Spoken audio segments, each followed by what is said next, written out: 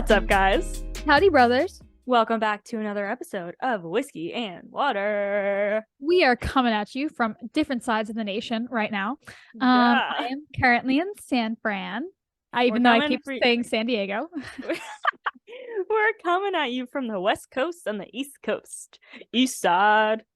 I told multiple friends that I was going to be in San Diego. And then I was like, I can't with you. very different. Very different. I think I actually overheard you saying that, and I was a little confused. I did overhear you saying that, and I was confused.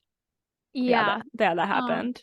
I was like, oh, okay. San Fran? I was like, maybe I just misheard the first time. No, I'm just fucking confused. They just both start with San. Yeah. And honestly, I wish it was San Diego because this shit's fucking cold, brother. Yeah. It's cold here. Mm-hmm. But let's do our little high and low, little pro tip. We have such a great episode for you guys today. Oh my god, you guys, we have the best guest ever. She's such a little angel. Like, the conversation truly left me so, it filled my cup. It left me inspired. It left me, tingling. I don't know.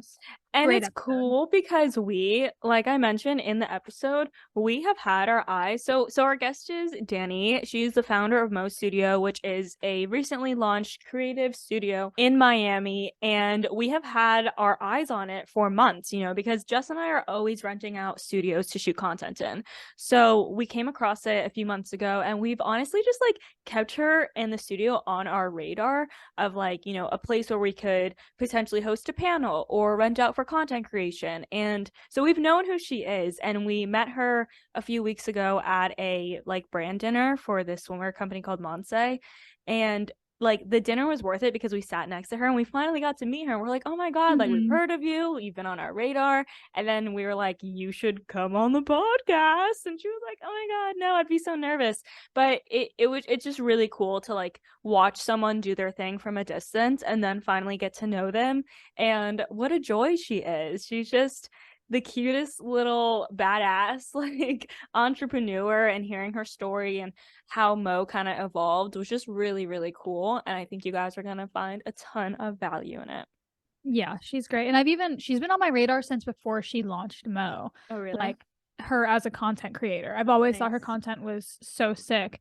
And it was crazy meeting her because her content, I don't know, she is just such a little ball of light, and her content is so elevated and elegant and refined, and she is all those things, but to be oh my god, you are this content creator was just such a crazy full circle moment. But such a great episode. I can't wait for you guys to listen to it. But before we get into that, brother, let's do our high and low. Yes, our high and low. Okay, do you want to go first? Or should I? You go ahead. Okay, my low is that there are some changes happening at Mood, and it's not a real low, but it's kind of a low because change is always scary. And especially with where we are with the agency, we're so small and tight knit. Our team is so small that any change really is big and significant. So our project manager Taylor recently put in her 2 weeks, and she's been with us a little over a year now, and it's sad to see her go. And I know it's all in perfect timing, and this is what's best for her, and possibly even what's better for us when it comes to financial wise, because we're able to restructure a few things internally. But it's change, and change is scary, and having to it was kind of a roller coaster of emotions, being okay, fuck, now we need to figure this out. So that was definitely a little bit of a low this week, but we're already looking like we have a really promising new hire. So that's everything is figure outable. There's a solution for everything. So that's on the up and up. And then my high is that I had a really great meditation this morning, and it's I really slacked off last week with even doing my journal and my meditating, and then today kind of just made up for it. I did an extra long one. Tyler's mom got me a crystal set for my birthday, and I brought those out. I burned some incense, and I just had I felt really connected, and I did some manifesting for the course, which felt really nice. I feel I could definitely be better about visualizing and manifesting success and wealth. Like, I don't know. When I try to do that, I'm like, oh, but those things like aren't what's important. And I kind of like gaslight myself out of doing that. I feel that. So today I like just fully let myself manifest wealth and success and money and abundance. And it felt really good. I love that. And like I feel you so fucking hard on like those are the things that matter. And yet here I am, broke as fuck. Yeah, here I am needing to manifest money. Yeah, like can I stop having gaslighting myself because I'm still broke? Like nothing's changing. Yeah. Okay, so just to give you guys a little update on me, it's currently day 71 of 75 hard. Oh my gosh. It's You're really so crazy. close. You're almost at the finish line. Yeah, and full transparency, guys, I definitely fell off. It happens. You're supposed to like restart if like you miss one fucking thing, but that. I always went into it with the the idea that like I would be making my own modifications and honestly it really happened. I really fell off when I went to Nashville and I got so sick. That was when I stopped the 2 workouts per day and really scaled it back to 1, simply because like I had to listen to my body and that shit hurt so bad and I just felt so sick. And but I really want to start again once my egg donation is done and like I'm in the clear from that. So probably like in the new year when I'm fully cleared, I will start again and really make my own version and really stick to it and kind of just really challenge myself, especially like the mental part. I definitely feel like I could use. So yeah, that's where I'm at. I'm currently in San Francisco for my egg donation. That's why I'm here. So really exciting. My donation should be happening. They said it was going to happen Monday, but I went in today and they said that I'm like pretty far along. I'm in my 3rd trimester of eggs.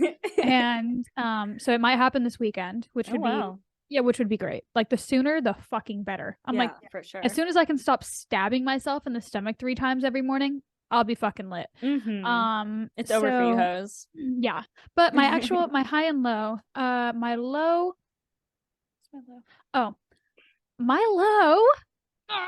is that I flew with Nugget. Nugget is here with me and I paid for an upgraded seat for more legroom and everything. And when I got to my seat, there was no one sitting in the middle, which was fantastic, but there was a woman in the window. I got the aisle. And the moment I got to my seat, I could tell she didn't like dogs. She was like flinching away from him and like I'll always be like really respectful, but when I sat down, I was like, listen, we can ask for a seat change for you. Like we can see what your options are. Like, I'm sorry.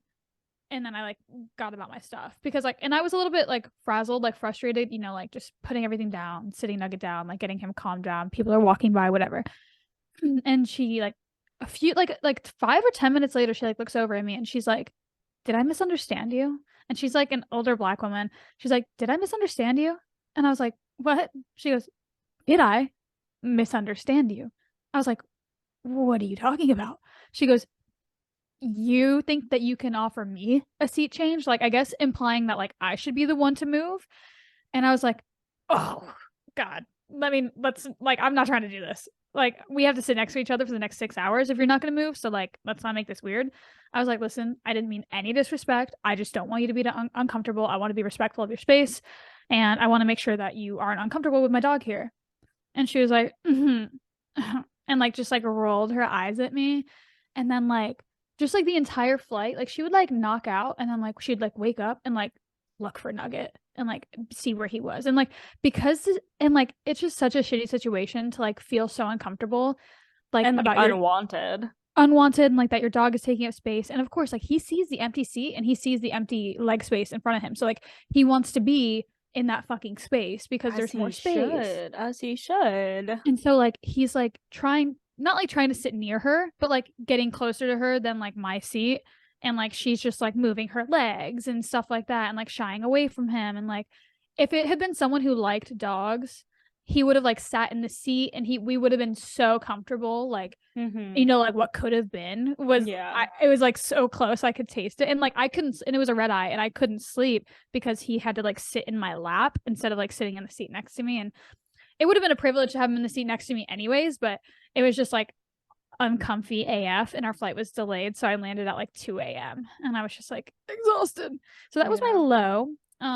But she didn't end up saying anything else, and it was actually funny. She like dozed off, but she had her can of ginger ale in her hand, and like when she like dozed off, it like fell out of her hand and onto the ground where Nugget had been laying earlier. And since all the lights were off, she like got all frazzled, and I picked it up for her. And she goes, and I guess she didn't see Nugget was in my lap because I had the blanket over him because he has to sleep under the blanket. And she goes, "Is he okay?"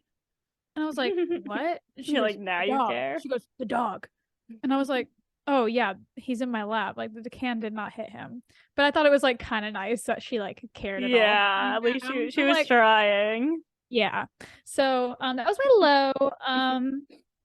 But my high, I will say that my high is I'm honestly just really like happy where things are right now. Yeah, like getting, Taylor's position filled within like maybe 48 hours of her telling us that she was leaving is such a like relief on our part, like because we know how difficult hiring is, and like it was just very serendipitous. I'm really happy that I'm in San Francisco and that like I'm finally like doing my egg donation because it's such a stressful process, and like as soon as it can happen, like the sooner I can start to recover. And your girl is like kind of seeing someone exclusively. Oh, are we doing a Yeah, we're doing medium it. launch on the pod? Yeah. It's a soft launch on the Brothers, this pod. I am as surprised as you are right now. Yeah. Who would have thunk? Oh, So, is that what we're doing? yeah, we're doing that. Yeah, it's happening. So, Okay. so yeah, things are good. I'm a happy girl. Love that. Love that for you, brother. Yeah. Okay, let's get into if you don't want to divulge any more information. Not right now. Okay. Coming soon, brothers. Hang in tight for all the juicy details for that. But let's get into our pro tip. Okay, my pro tip is to one, buy yourself flowers. And to do this, you need to have or own a vase. Just You realize need to this. own a vase. It's But a lot of crazy. flowers, like at Trader Joe's, for example, they have flower arrangements that come in vases. Like all of my vases I have from flower arrangements, if that makes sense. So my pro tip is to buy yourself flowers, but also to like make cutie little flower arrangements. Tyler, for my birthday, he got me like 3 bundles of roses, and I kind of took them all apart, and then I made an arrangement myself out of it. And then I did that again with some like fall flowers for Thanksgiving. So I wanted to be cute and like dress the table in flowers. And I got like 2 pumpkins. But it is so therapeutic to make little flower arrangements. So I like did 3 jars, and then I did these 2 little like mini vases with like the little flowers that just fell out from the bunch. And I was like, wait, I need to make this a new hobby because I love this. I feel like a florist. It's fun, it's creative, it's nurturing. And I was inspired or Like a florist. influenced. Yeah, I'm a fucking florist. Like, add it to my resume. Period.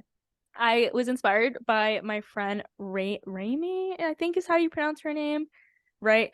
She is an influencer. I actually met her at an event, and she like posts on her stories to do this with little fun, like small jars or like any little jar you have laying Little around, and just vessels. yeah, little vessels, and like put cute little, she would put baby's breath and like put them around her house. And I put some in the bathroom, I put one in my bedroom, and it's nice. It just feels like, extra little touch to make you feel like all warm and special and fuzzy inside. So yeah, that's my pro tip. Go buy flowers, go home, make your own arrangements, feel like a florist, and just do that for yourself, brothers. Love that. 10 out of 10 Um, recommend. make sure that you have a vase. And what Yes. she's saying is that like I realized like that I love flowers, and like I love the idea of having fresh flowers in the home, but I realized that I like never got them because I like don't have a nice vase to put them in. And like you guys know I'm like weird about my interiors, so like I'm not gonna like stick some ugly ass vase on my countertop. Like it needs to be like something cool. So now I'm on the hunt for like a nice unique vase. I've been using glass mason jars, and it's such a vibe. I love that for you. That's my journey. It's like a country home vibe. Yeah, 100%. Like, I'm thinking in my head, like, something funky. Like, something like brothers, a cool, funky vase. You're on a mission. Your homework for the week is to find funky, fresh vases for Jess. Vase options. I'm thinking something vintage, maybe, it has to be vintage. But okay, my pro tip is actually about traveling with an animal, airplane travel with an animal, aka Nugget, because I had so many questions about this when I like shared about it. Like, so many people like don't know how to travel with a pet, and honestly, it's really anxiety inducing. Like, it happens. Like, we've done it probably 10 times. We've probably taken 10 flights together, and like there and back type stuff, and it never really gets easier, but you can be more prepared. So I would say, like, rule number 1 is always make sure that you have doggy bags, and that you have Lysol wipes, and that you have like even like extra little like trash bags to like put those Lysol wipes in. Nugget didn't have an accident in the airport, but I think he got really excited and he kind of threw up a little bit. Because he was like pulling a ton. He was like super fucking excited in the airport, and so he threw up a little bit, and I was able to pick it up in like 2 seconds. And like, normally that's something that like really would have given me anxiety. And also, I think I've told you guys in the past, he did shit in the airport one time, and I was able to pick it up in like 2 seconds. I had everything that I needed, and it was like it never happened. So make sure that you're super well prepared. Also, if you are going to travel with your dog, make sure that you choose either a early as fuck flight, like, you got to do like a 6, 7, 8 a.m.er, or do a red eye. Those are going to be like your keys to success, especially if you're worried about your dog. If it's like a longer flight and you're worried about your dog, like, potentially peeing or pooping, because in the mornings you can just make sure that they don't have any food or water before the flight, and just take them on a really long walk. And then in the evenings, you can just make sure that you take them on a really long walk, and then they're used to like sleeping during that time anyway. So that is my pro tip. Follow for more tips on traveling with your dog, because I have them all now. Yeah, she's a pro. Mm-hmm. You're a dog traveler, and I'm a florist, you guys. That's the update you came here for. I travel with a specific nugget with a specific blanket, like travel blanket for Nugget that he's you're single mom who works 2 jobs, who loves her kids and never stops. Exactly. I'm honestly, I can't believe that. This is 27, I guess. Okay, you guys, we won't hold you any longer. Let's get into this amazing interview. And before we do that, we are going to take a brief second to thank our show sponsor, and we'll see you on the other side. All right, guys, today we're going to be talking to you about Otherworld. Otherworld is a healthy alternative to breakfast and dessert. Their mixes are plant-based, vegan, and made with hidden real fruits and veggies, and they are sustainable and made with upcycled ingredients. They have no added sugar, no nuts, no soy, no dairy. They're super quick and easy. Just add water. They're also kid-friendly. They are honestly so yummy. They sent me and Liv both a care package, and we just love clean ingredients. And you might be wondering, what exactly are upcycled ingredients? So we will break it down for you guys. Otherworld uses upcycled ingredients, which is the misfit fruits and veggies that never make it to the grocery store. Cute. Yes. No fruit left behind. Love it. So every mix you buy actually helps tackle food waste, and we absolutely love that. They also source locally, measure their carbon emissions, and offer carbon neutral shipping. They're honestly an amazing company, guys. If you guys want to try them out, use Whiskey and Water discount code for 15% off. You guys know we got the hookup, and try them out. We will also have some, like, their link and our discount code in the show notes if you guys want to check them out there. Yeah, get some yummy stuff, you guys. All right, we're going to get into the episode. Okay, you guys, we are here with the founder of Moe Studio, Dani. We are so excited to finally have you on. Like we said at dinner, you have been on our radar for a few months now, just with the studio, the success of it, and like how well it's all done. Like, we can really appreciate that, because we know how how hard it is to make something look so beautiful. And we're so inspired by you. And we can't wait to kind of deep dive into your story, what inspired Moe Studio, and get some really good nuggets of inspiration and knowledge. Yeah, we can't wait to dive in. But for our audience who doesn't already know you and they're not familiar with you or Moe Studio, could you just give us a brief introduction? Oh, you're so sweet. I'm so excited to be here. First of all, I've never done a podcast, so this is really fun. I'm Dani. I've been a content creator for, I think, over 4 years, 5 years maybe, through my account, Iron and Salt. And I was kind of, just in this process of like, I needed some growth. And I was doing content from my 1-bedroom apartment during the pandemic. And just a little like brief, I got this idea that I wanted a studio for myself. And one thing led to another, which we could definitely get more into. And I kind of found the space that really spoke to me. And I thought that I could do something greater than my original idea. And out came Moe Studio. But obviously there was a lot from what I just said that led me to where I am today, that there was a lot of challenges, so we can definitely dive into all of that. But yeah. Yeah, I would love to know a little bit more about the evolution from kind of deciding that you wanted to kind of pivot even from content creator into entrepreneur, really, and a studio owner, and kind of what that looked like. Because I'm sure that was like a really scary process. And like it's such a big project. And I know that you worked on it for so long. So what did that kind of look like for you?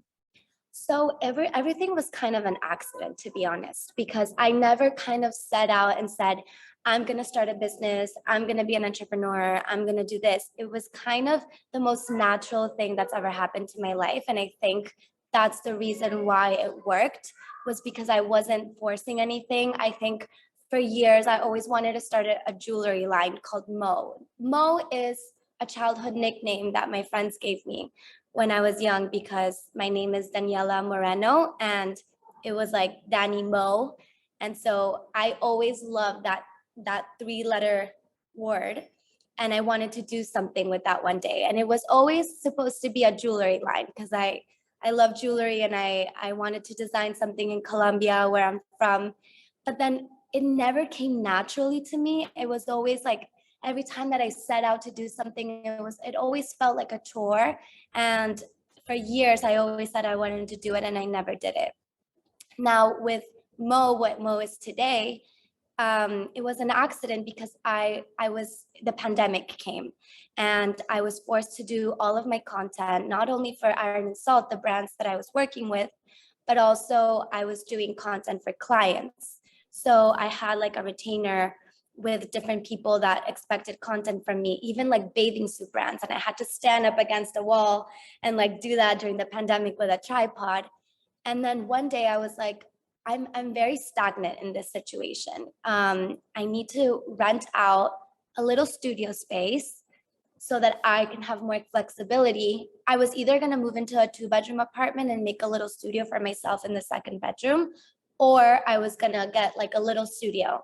And then in the process of that, when I was like, okay, I'm going to look for a little studio, I was like, what if I put some cute furniture in there and kind of rent it out to other influencers, other creators, and kind of cancel that cost for myself?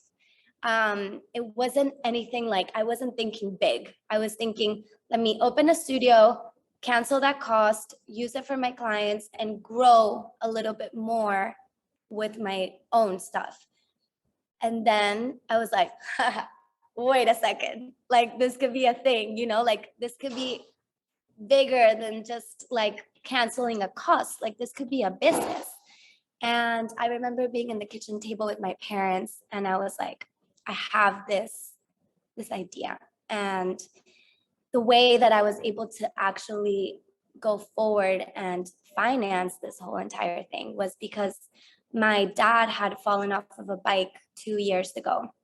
And it was like an electric bike, and it was a whole thing. And when he was in the hospital, I was like, I want to sue this bike company. And my dad was like, no, don't sue. And I was like, I'm going to sue. And so he was like, okay, well, if you sue, you're going to get a percentage. Like, I'm not going to get into this. And so I kind of like found a lawyer for him, and I kind of got involved in the whole thing.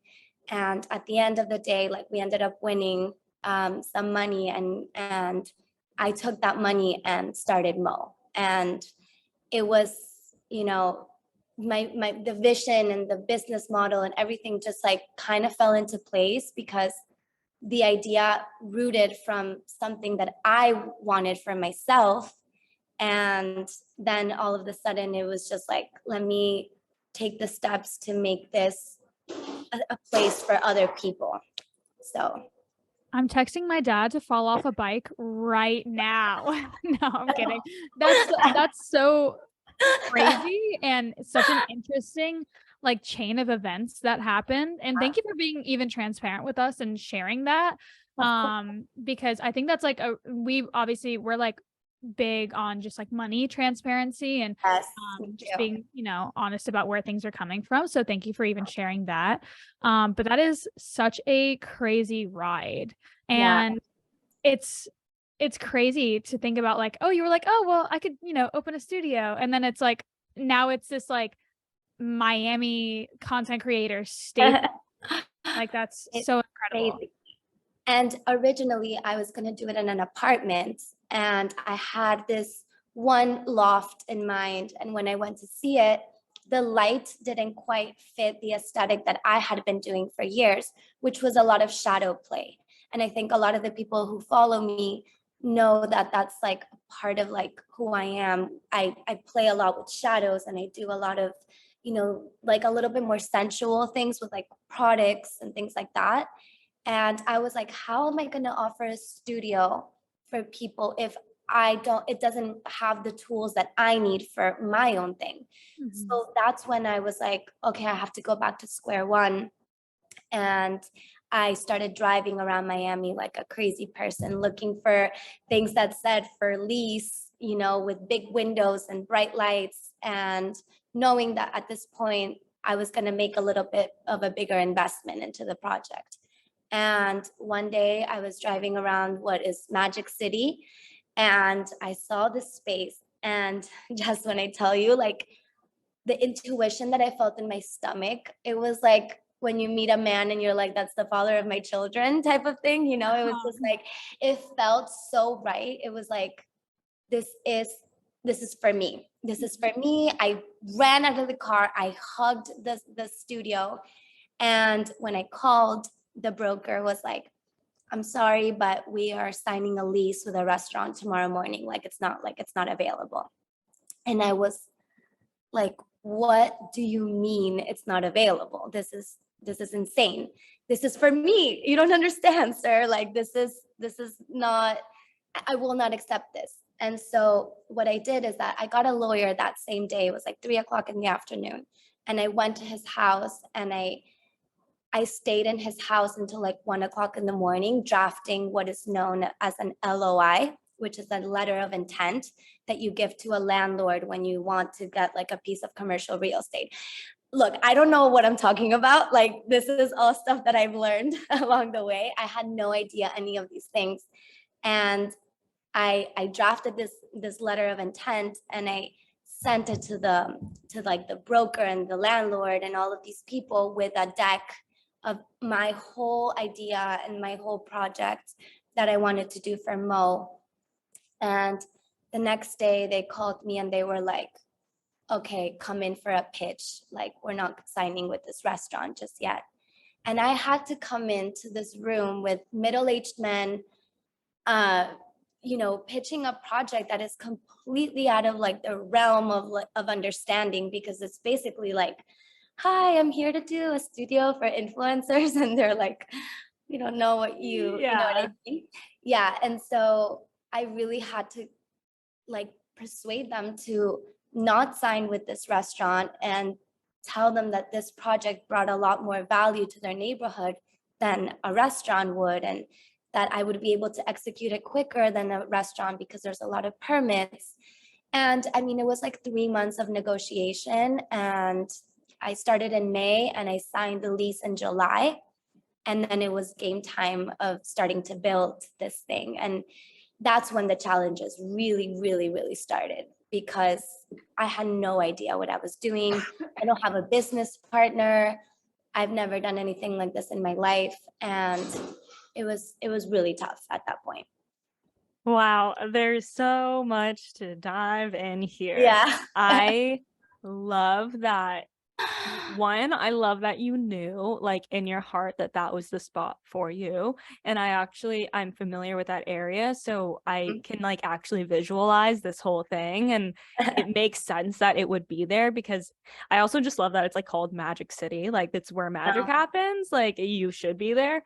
But and I also love that you fought for it, you know? Like, I think that says a lot about you as a person and you as a businesswoman, you know, and like stepping into this role as a businesswoman, and that being kind of your first like challenging confrontation of like, what am I gonna walk away from something that I know, like, in my heart, I know this is right for me.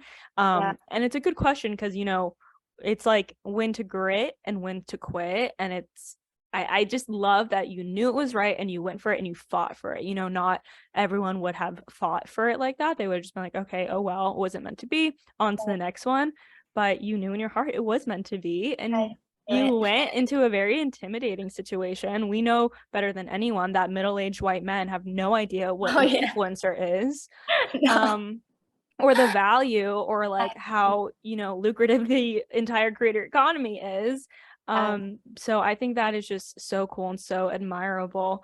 How did they like understand anything you were saying? Like, I'm just curious. They didn't, but I came in with, like, I tried to really come from a place that they would understand. Right. So I came with like I put myself in like my man shoes in a way. I was like, how do I explain to them the value of this without, you know, if I was a woman, like a young woman, they would just get it. You know, I wouldn't have to go into it. I don't know the numbers, but, you know, the influencer industry is like in the billions. Yes. And I just thought, you know, you're the Magic City Innovative District, which that's what they call themselves. It's a place for artists. It's a place for galleries. It's a place for people who have dreams to do something creative in the city. If you put a restaurant that is a chain, which it was a chain. Oh, wow. You are killing like the energy that is supposed to be this area. In my opinion, I told them, what kind of people do you want to see walking around here? And how quick do you want to get this going? Because I knew that a restaurant with kitchens and all of these things was going to take years to get approved. And I came in saying, look, I'm going to put a sofa in here, a bathroom, some air conditioning. The thing had nothing. It was a warehouse. It was empty. There was no air, running water, bathrooms. We had to build everything. But I told them, you need to understand that you want creative people walking around this neighborhood. This is what's going to feed this place. Yeah. And they all kind of like looked at each other, and it was, at that moment, I knew I had them. Mm-hmm. You know, I knew that they like were starting to understand. And I came with a very organized presentation, and I kind of like, I don't know a lot of things about a lot of things, but I know a lot about this. Mm-hmm. And so they knew that I was like very passionate. I was like, please give this to me. I promise I won't let you down. Like, I'm going to make this amazing. Just trust me. And it was, yeah. So good. It was kind of like that, but I love it. Why am I like emotional for you right now? It's such a moving kind of journey, and just to kind of see what it's, you know, what it is now, and like learning the backstory, like it just makes it that much more special. Yeah. Thank you. I appreciate that. Yeah. I'm curious to know how you knew that this was a need in the influencer space, because we have been renting out spaces for the past 4 years now, maybe, and it's a continuous, like, we rent out a house studio maybe once a week, once every 2 weeks, with like our small group of influencer friends. So we do know how necessary creative spaces like this are. But it seems like we're often talking to other influencers who, when we tell them we book a space, sometimes they're like, really, you do? Oh my God, that's so smart. Like, I should be doing that too. So I'm curious to know how you knew that this was going to succeed and that there was this need in the community in South Florida with influencers to have a creative space to create content in. It's so interesting, Liv. I had always been so intimidated to rent a studio. I always thought that you were going to walk into a room, because I guess you're a team and you go there together. But me as an individual, I was always very intimidated to rent a studio where I didn't know if it was going to be like a creepy dude in the corner watching me take my bathing suit client photos, or Oh, or getting judged by what I was doing, when in reality there's so many people that do this for a living, whether they're in their apartment or in the corner of the street in Wynwood. Like, there's people making money from this. And I never felt like comfortable to show up somewhere alone. And that's what I really wanted Mo to be. I knew that if I had this need, and I'm a small creator, there's a lot of people in Miami with hundreds and thousands of followers that have deals coming in every single day, and they're always in need of content. And I just knew, like, if I create a space with the needs that I have, with cool furniture, different settings, props, great lighting, I know I would rent the space. right. Let me create something for myself. Like, it was like in a selfish way, I was like, how can I make this for what I need? And then I kind of knew I want people to walk in here and feel extremely comfortable, to walk around, do this, be themselves, be free, not get judged. And that's exactly why I knew it was going to work. And it was like, I told my parents, I was like, if I use this money for this, like, trust me, like, I know what I'm doing. Just let me do it the right way. And I promise you that it's going to succeed. And it's been, it's so scary to say that, and to actually, like, deep down, you're like, oh, but maybe, you're like, are you actually like doing this? Like, you're Imposter investing. syndrome. Yeah, exactly. Oh, I feel that all the time. Even right now, I'm like, what am I even saying? No, But girl, you're doing the thing. You really are. but yeah, that's how I felt in my guts, that I knew that it would work. I also really love what you mentioned earlier about, for years having this idea of turning Moe into a jewelry line and then it feeling like a chore. And I think that is such an important note for our listeners, is like, you can have an idea of something and it could all make sense on paper, but if it's feeling like a chore, I think you really need to listen to that. I think a lot of people might push themselves because they have this idea in their head, or they've been thinking about it for years, so they're like, well, it has to be the right thing, I already have like this much put into it, kind of. But really listen to that, because the difference in you feeling like that was a chore and then thinking about doing the studio and being like, I know I can do this, is going to work, it's going to be amazing, like, that is like night and day. Oh, And I think you, as entrepreneurs and as people think about wanting to start a business, you have to listen to that intuition. yes, absolutely. And, I think the misconception can be that, like, even when you're extremely passionate about something, it's still a lot. Are we allowed to curse? Yes, No, it's a lot of fucking work. totally. It's a lot of fucking work. Like, you have to wake up every single day and like really organize your thoughts, because when you're building a business, there's so many parts of it, whether it's like a build out, the branding, the website, the business model, the accounting. It's going to be extremely hard work.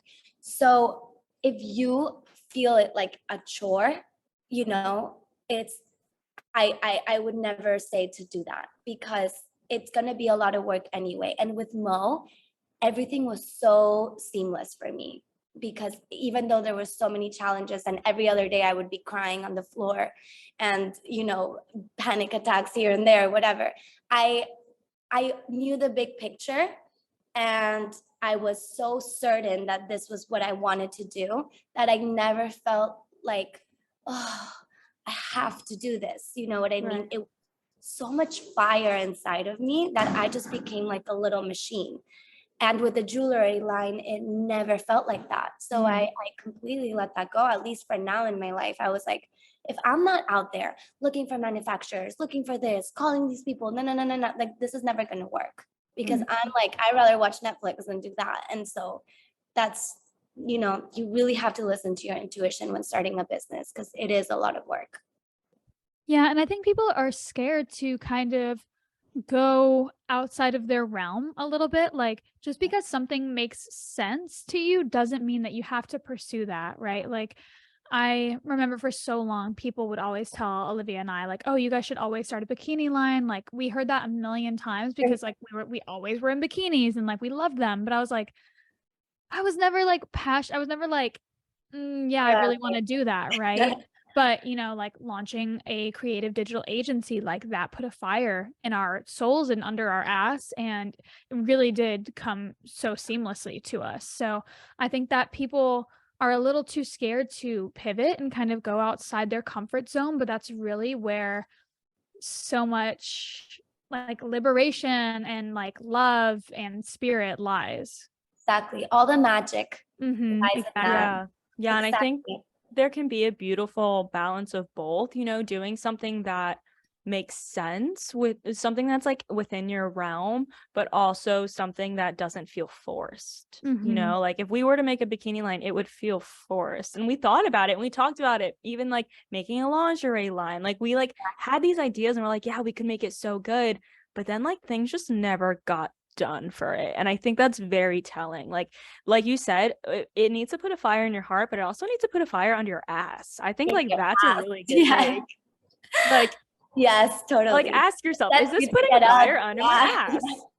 Yeah, because you feel this energy like in your fingers, in your whole body, that you're like, I can't let this idea sit still. Right. And that's when you can make it happen. If the idea of the bikinis was, lingering for so many years and that you never executed it, it wasn't meant to be, because totally.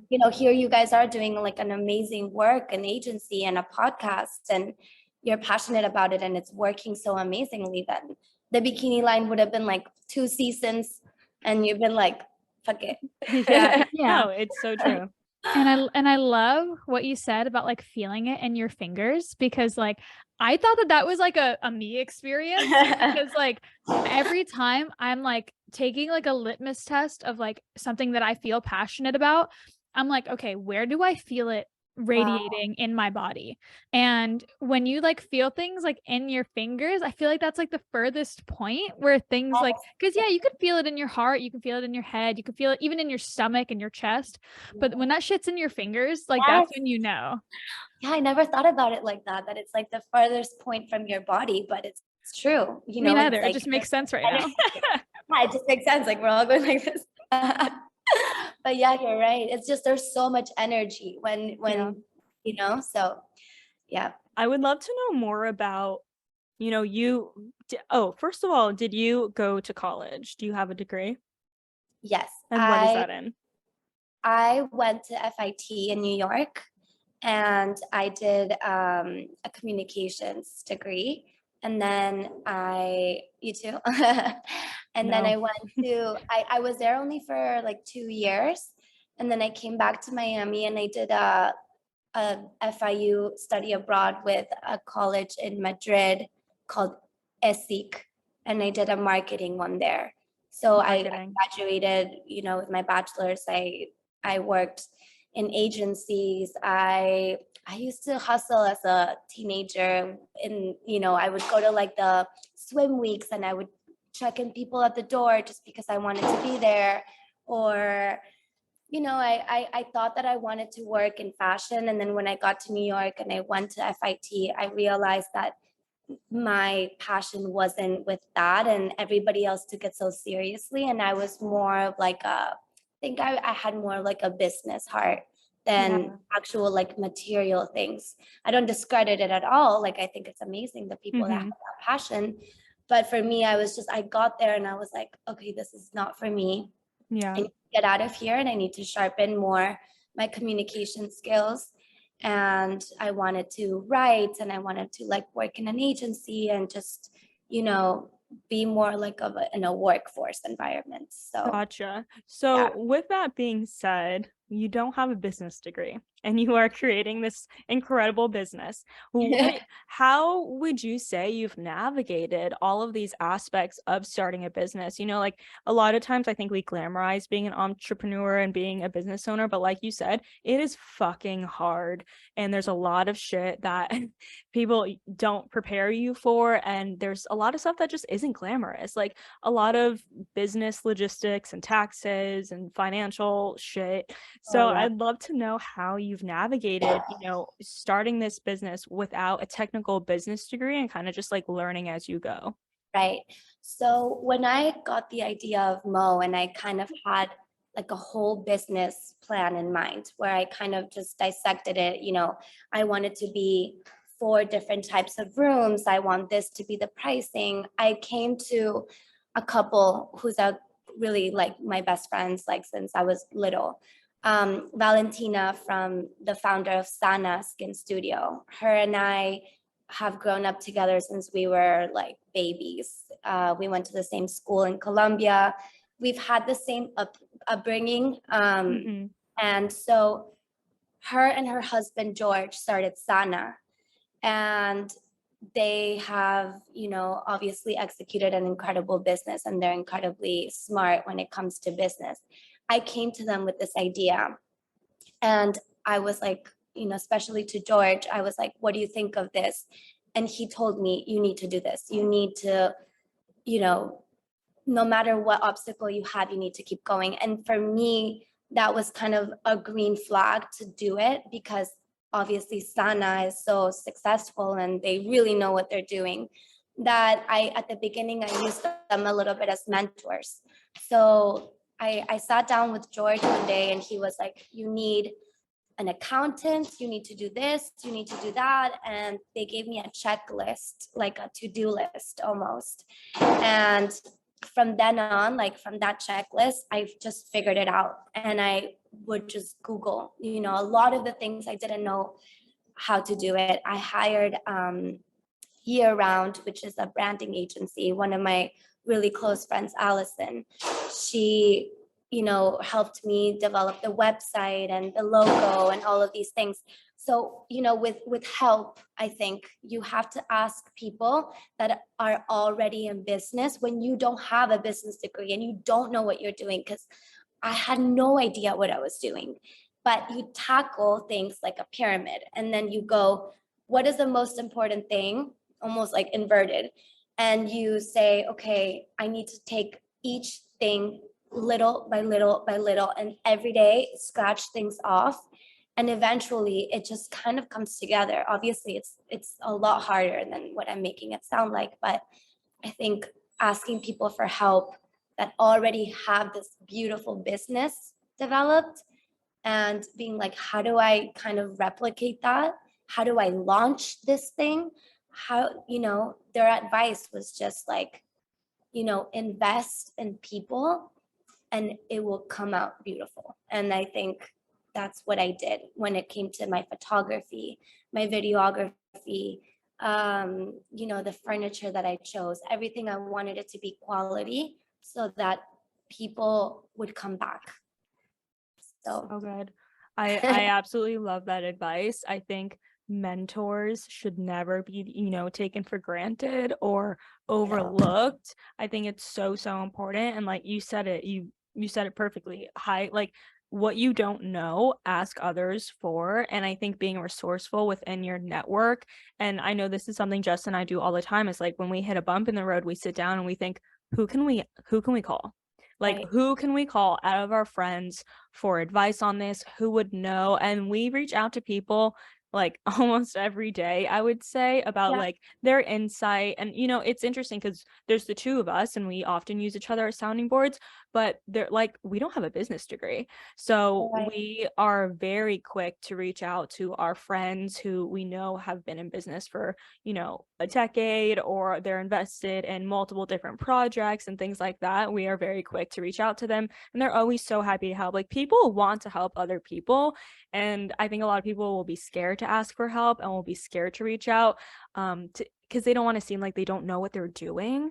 but you end up just hurting yourself that way, you know, in the long run. You have to be vulnerable. You have to be transparent and be willing to admit that you don't know everything. And like the people you reach out to, like they're gonna want to help you. They're gonna want to give back in that way. Yeah, absolutely. And I think that, when you, for example, me with a photography studio, I knew a little bit about photography. I've been doing this for years, but when it came to equipment and things like that, like intense logistics, I reached out to one of my close friends, Alan, and he knew a lot about photography and what equipment to buy. And I was like, teach me your ways. I don't know what I'm doing. I'm just trying to make this puzzle come together. And there's so many pieces. And if I say I know how to do everything, then it's just not going to come out well because I don't. Even today with my team, like I have two amazing girls on my team, and I tell them like I'm not perfect. I half the time I don't even know what I'm doing. So call me out. Like call me out all the time if I'm doing something wrong or you think I'm doing something that could be done a different way. Like I need the help because I'm just a human. Yeah. I love that. We're all just humans. We're all just trying our best. And I think that that's such an important mindset to have, because if we let ego get in the way, like we're only getting in our own way. You know what I mean? Like we're only restricting ourselves. We're only holding ourselves back. And being able to admit that we don't know it all and that we need help is such a strength. Totally. To grow, Yeah. because how do you grow if you think that you're the shit? Like, yeah, 100%. You're just gonna stay there because there's just no one telling you otherwise. So I think help is really important. Yeah, it is. And I even love what you said about, telling your team, hey, call me out, because we're also definitely the same way as bosses. I'm sure we have very similar leadership styles, but we always tell our team, like, hold us accountable, call us out. We know we're not perfect. And I feel like that's like our generation. We're just like kind of coming to this acknowledgement of like humanizing bosses, and not making us out to be like robots. Just because we're your boss doesn't mean we're perfect. Exactly. 100%. I know for sure I'm not. And I make a mistake every single day.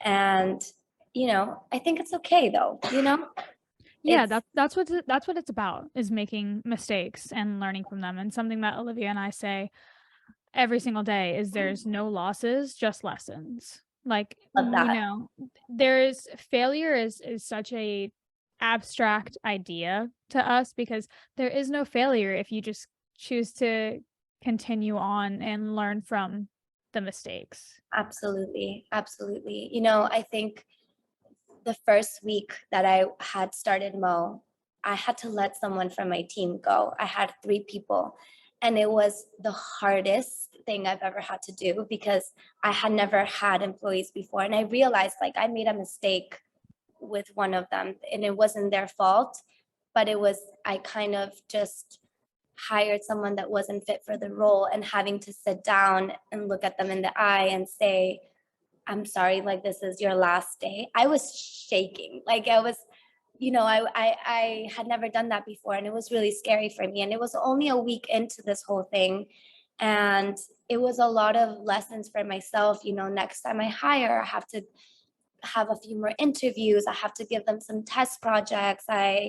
You're just growing every single day from being a business owner. I think you guys probably feel the same way every day. So yeah, hiring has definitely been the biggest challenge for us personally. I would say it is our top challenge, is hiring. And learning actually how to hire is a skill that we have learned through trial and error. Like I feel like now we're better at it definitely than we were like 2 years ago, but we also had to learn that process of like, ooh, okay, next time we need to do 3 rounds of interviews, next time we need to give them a test project, next time, because it's hard to sit someone down and be like, hey, I messed up by hiring you, so it's really my fault. But you're fired. Exactly. Like you're fired, but it's my fault. But it's my fault that I hired you in the first place. It's not you, it's me, but it's kind of you, but Yeah, exactly.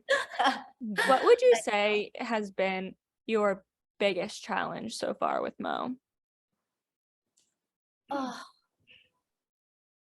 That's so hard. I think, Or the biggest lesson learned, I if we mean, want to reword it. the biggest challenge was, building it.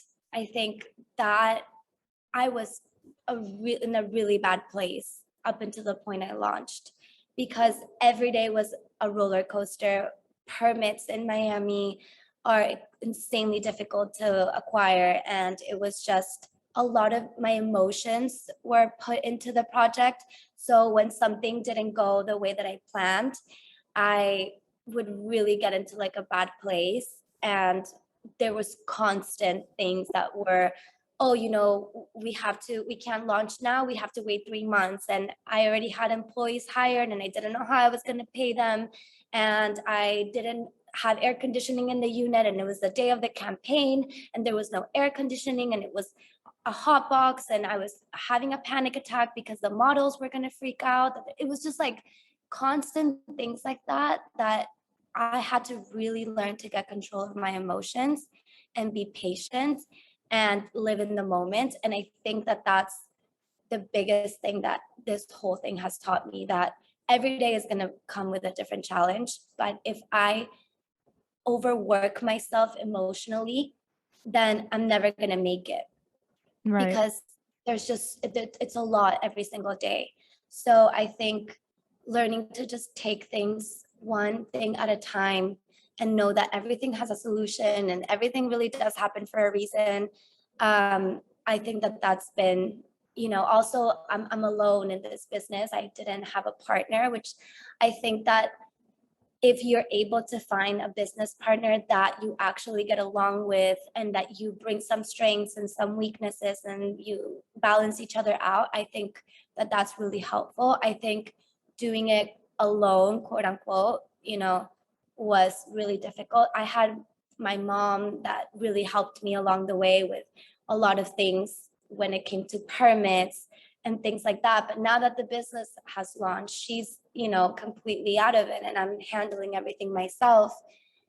Some days I wake up and I'm like, I wish I had a business partner that I could be like, hey, what do we do about this? What do you think about this idea? What do you think about hiring or firing this person? What do we do Right. about the money? What do we do about this? And I don't have that, which is difficult. But just living in the moment is the most important thing.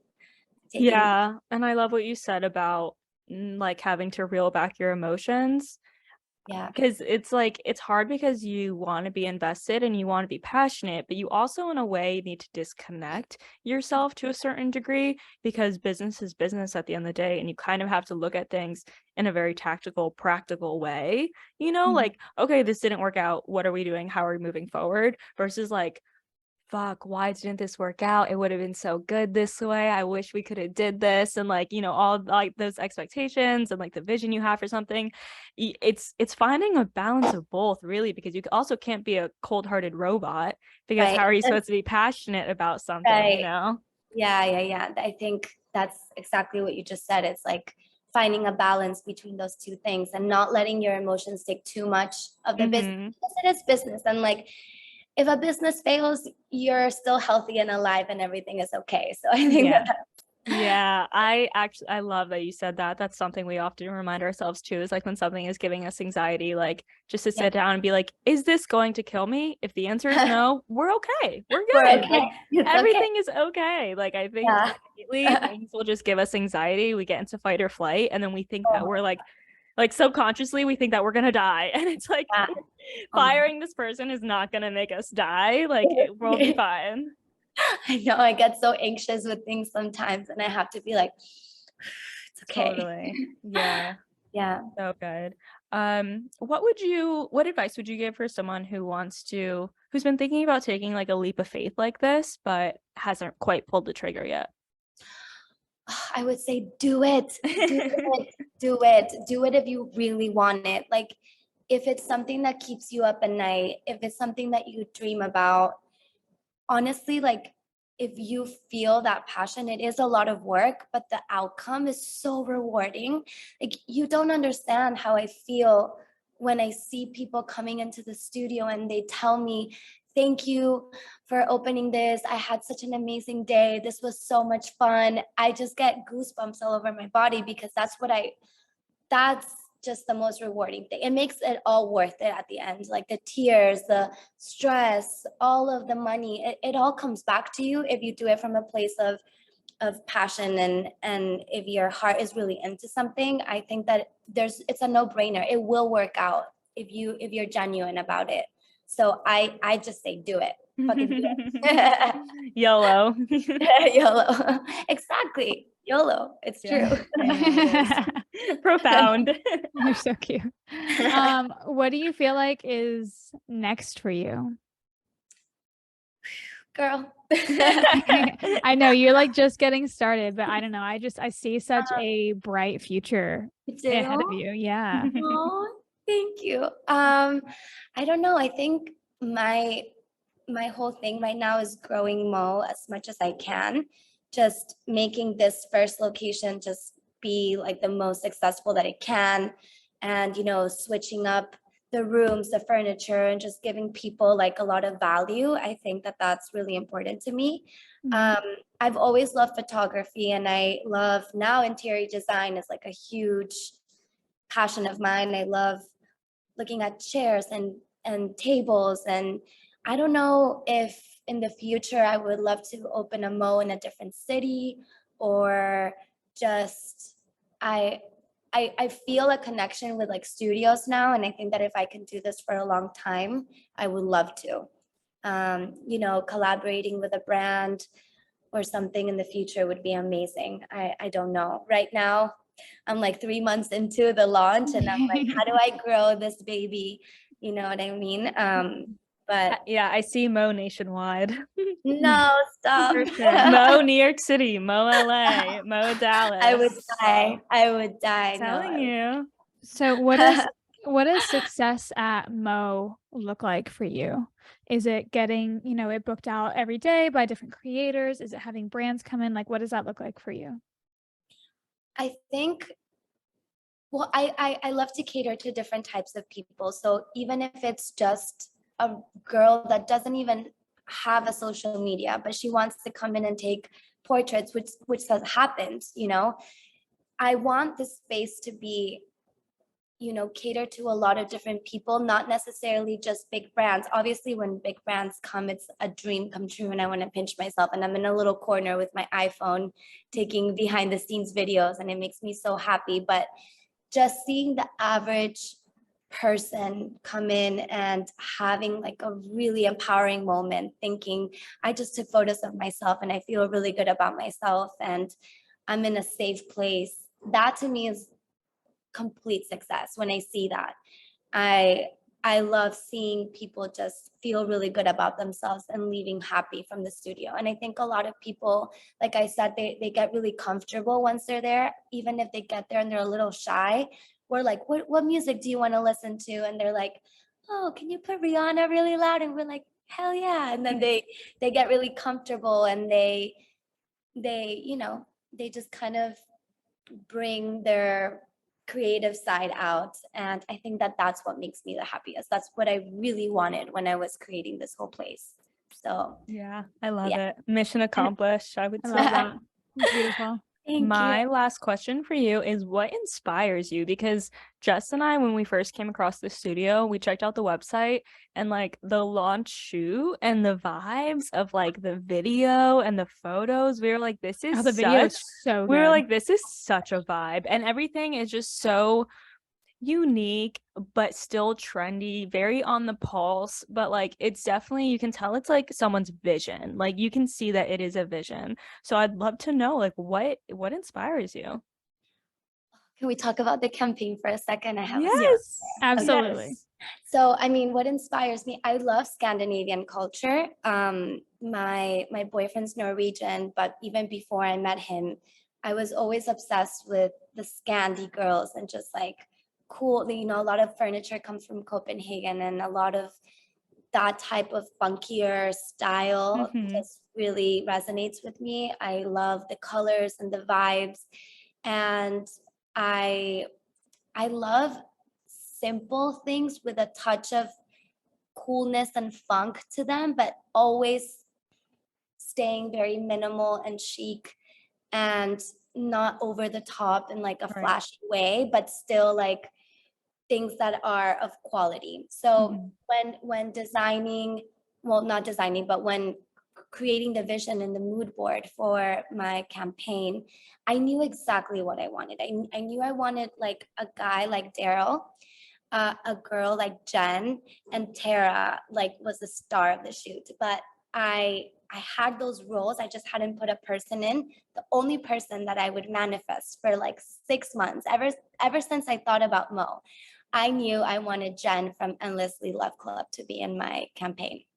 And obviously she's huge.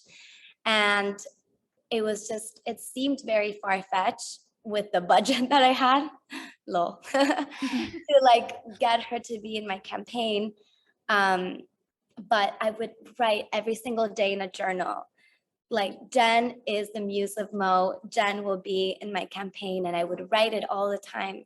And then when it came down to actually going for, the shoot and bringing everyone together, I DM'd her a million times. I sent her a million emails. I never got a response. And it was like, I was desperate. I didn't know what to do. I was like, I don't see anybody else in this role but her. Like, to me, she was just everything that I wanted. And one day, I know she posts her boyfriend, Corey, a lot. And I was like, let me DM Corey. Like, let me slide into the DMs. And I was like, I think I sent him an email or something. And I was like, I love your girlfriend. I'm obsessed. This is my concept. This is Moe. I sent him mood boards. I sent him, Isabella from Octawatico was going to style the shoot with like amazing pieces from like Scandi brands and all of these things. And I was like, this is bam, bam, bam. This is everything. And he replied, oh yeah, Jen is in, cool. Like, what date? And when I tell you guys, I was like, like I was screaming. I was so happy. I couldn't believe it, because that to me was like the final piece to my entire puzzle to make my entire vision come to life. And the day that Jen walked into the studio, there was no air conditioning. It was absolute chaos. And she was just incredible. She was so sweet, so cool, so humble, and she just killed it. And it was such a fun day. And that was the happiest day of my life to this day. I had never felt that much ecstasy in my body than just seeing all of these people in my studio that I had been working on for 2 years, sweating, but so happy to be there, and just like music playing, everybody was dancing. And it was just like, I cried like, I don't know how many times that day, but it was just absolute magic for me. And to see Jen on my walls in the studio, and obviously Tara and Daryl are also like incredible. Tara's a chef from New York, and she came down to Miami for the shoot.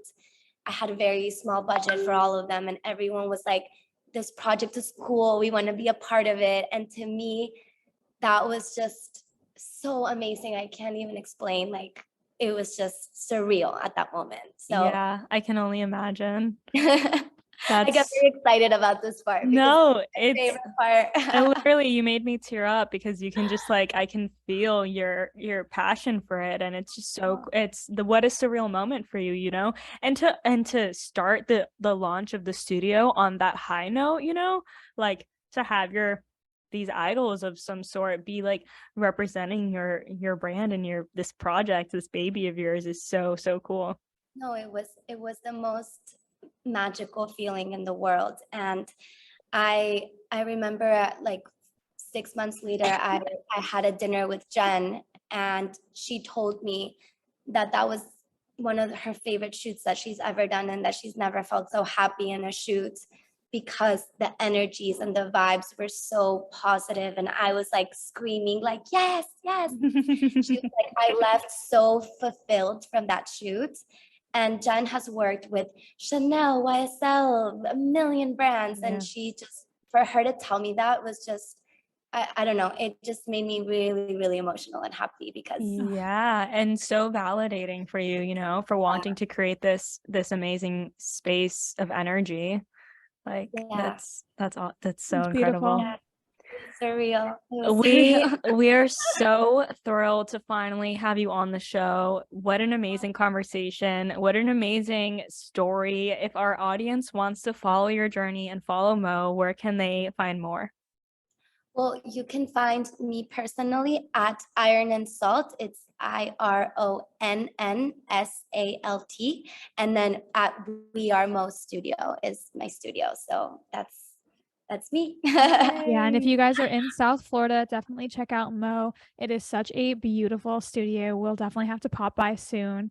And thank you so much for just gracing our show with your presence. We appreciate you. Oh, you guys are the best. I loved meeting you and I hope to see you guys so soon. And this was amazing. And thank you for having me. I feel Yay. blessed. Thank today. you. Brothers, have a fantastic week. If you love this episode, make sure to take a screenshot, tag us, let us know you're listening, and we'll see you next week for another episode. Bye.